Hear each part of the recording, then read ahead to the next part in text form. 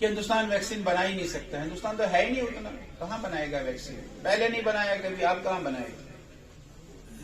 लेकिन मोदी जी के नेतृत्व में मोदी जी ने शाबाशी दी साइंटिस्टों को, 100 करोड़ रुपए का पैसा, क्योंकि हर वैक्सीन पास करवानी पड़ती WHO में, तो पास हुई और सबसे अच्छी वैक्सीन मानी गई कोविशील्ड और कोवैक्सीन।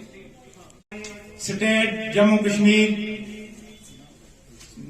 स्टेट बादशाह हमारे महिला डिस्ट्रिक्ट प्रेसिडेंट नायदा जी, हमारे OBC के मकबूल साहब से आए हुए गुलाम नबी लोन साहब। स्टेटहुड हमारे गृह मंत्री जी ने, हमारे प्रधानमंत्री जी ने फ्लोर ऑफ द हाउस पे कहा है कि ये रेस्टोर की जाएगी।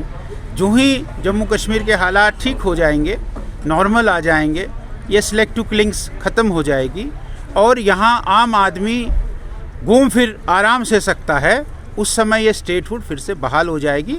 और हमारे दोनों नेताओं ने, हमारे प्रधानमंत्री और गृह मंत्री जी ने इस बात को कहा है और ज़रूर भारतीय जनता पार्टी इसके हक में है कि स्टेटहुड हमारे स्टेट को बहाल की जाए। सर, असेंबली इलेक्शन के हवाले से क्या अपडेट है आपके? असेंबली इलेक्शन जो ही 6 मार्च तक उनका समय है डिलिमिटेशन कमीशन का, उससे पहले वो अपना रिपोर्ट दे देगी और उस रिपोर्ट के आधार पर फिर 90 सीट्स की डिलिमिट हो जाएंगी और 90 सीट्स का चुनाव होना है और उसके बाद तुरंत चुनाव हो जाए।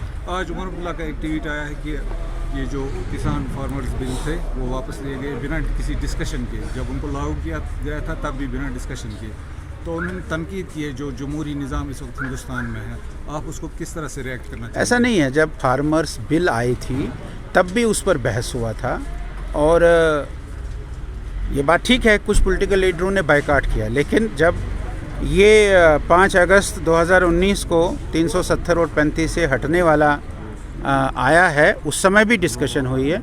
आपको अगर याद होगा, हमारे लद्दाख के MP ने हमारे दोनों यहाँ के NC के MPs को चुप कराया था और वो डिस्कशन वहाँ हुई थी, वहाँ चर्चा हुई थी और चर्चा के बाद 370 और 35 से जम्मू कश्मीर से हटा था। कश्मीर में जो किलिंग्स हो रही है पिछले दिनों से, खासकर सिविलियन किलिंग, क्या बीजेपी को भी तशवीश है उस सिलसिले में जिस तरह से? अरे बहुत बड़ा तशवीश है। अरे बीजेपी के लोग ही तो मारे जा रहे हैं, आज कौन मारा जा रहा है? सिलेक्टिव किलिंग्स में बीजेपी के लोग और जो ऐसे है कि जो नॉन कश्मीरी है या नॉन मुस्लिम्स हैं उनको मारा जा रहा है। भारतीय जनता पार्टी इसके लिए तशवीश तो करती है।